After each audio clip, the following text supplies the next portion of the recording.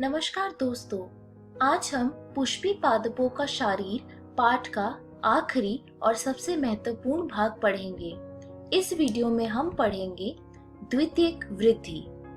द्वितीयक वृद्धि मूल तथा तना लंबाई में शीर्षस्थ विभज्यता की सहायता से बढ़ते हैं। इसे प्राथमिक वृद्धि कहते हैं। इस वृद्धि को द्वितीयक वृद्धि भी कहते हैं। यह एक बीजपत्री मूल तथा तने में नहीं होता। जिम्नोस्पर्म के तने तथा मूल में भी द्वितीयक वृद्धि होती है। जो ऊतक द्वितीय वृद्धि में भाग लेते हैं उन्हें पार्श्वीय मेरिस्टम, संवहन कैम्बियम तथा कॉर्ड कैम्बियम कहते हैं। संवहन कैम्बियम मेरिस्टमी सतह जो संवहन ऊतक जाइलम तथा फ्लोएम को काटती है उसे संवहन कैम्बियम कहते हैं।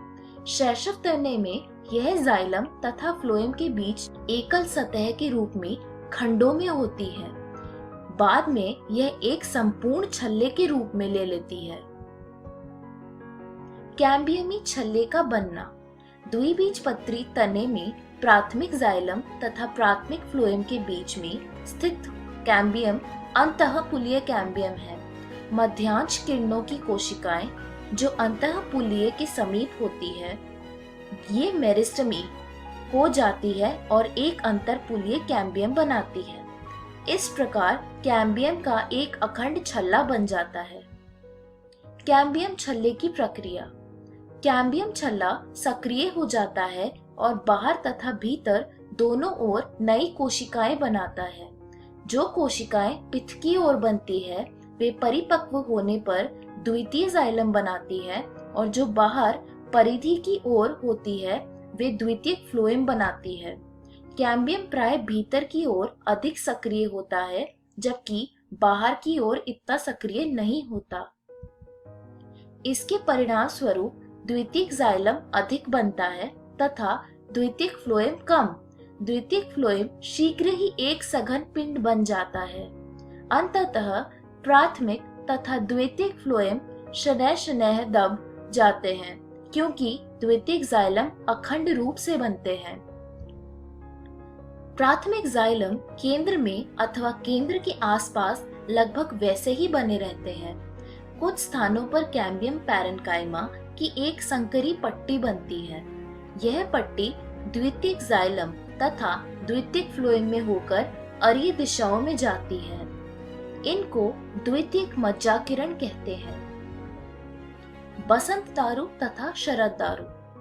कैम्बियम की क्रिया शारीर क्रियात्मक तथा पर्यावरण कारकों के से नियंत्रित होती है। उष्णकटिबंधीय क्षेत्रों में जलवायु समान नहीं रहती। बसंत में मौसम में कैम्बियम बहुत सक्रिय होता है और अधिक संख्या में वाहिकाएं बनाता है जिसकी गुहिका चौड़ी होती है। बसंत के मौसम में बनने वाले काष्ठ को बसंत दारू अथवा अग्र दारू कहते हैं। सर्दियों में कैम्बियम कुछ कम सक्रिय होता है और संकरी वाहिकाएं बनाता है। इस काष्ठ को शरद दारू अथवा पश्च दारू कहते हैं। बसंत का रंग हल्का होता है और उसका घनत्व भी कम होता है। शरद दारू गहरे रंग की होती है और उसका घनत्व भी अधिक होता है। दो प्रकार के काष्ठ एकांतर सकेंद्र वलय के रूप में होते हैं जिन्हें वार्षिक वलय कहते हैं और आप इन वार्षिक वलयों को गिनकर वृक्ष की आयु का अनुमान लगा सकते हैं। अंतः काष्ठ तथा सरदारू। लंबे आयु वाले वृक्षों में द्वितीयक जाइलम का अधिकांश भाग विशेषतः तने का केंद्रीय भाग अथवा भीतरी भाग काले भूरे रंग का हो जाता है। इसे अंतः काष्ठ अथवा कठोर दारू कहते हैं। अंतः काष्ठ में बहुत से कार्बनिक यौगिक जैसे टैनिन, रेजिन, तेल, गोंद, खुशबूदार पदार्थ अथवा आवश्यक तेल होते हैं। ये पदार्थ अंतः काष्ठ को कठोर चिरस्थायी बनाते हैं और लकड़ी को सूक्ष्म जीवियों तथा कीड़ों से भी बचाते हैं।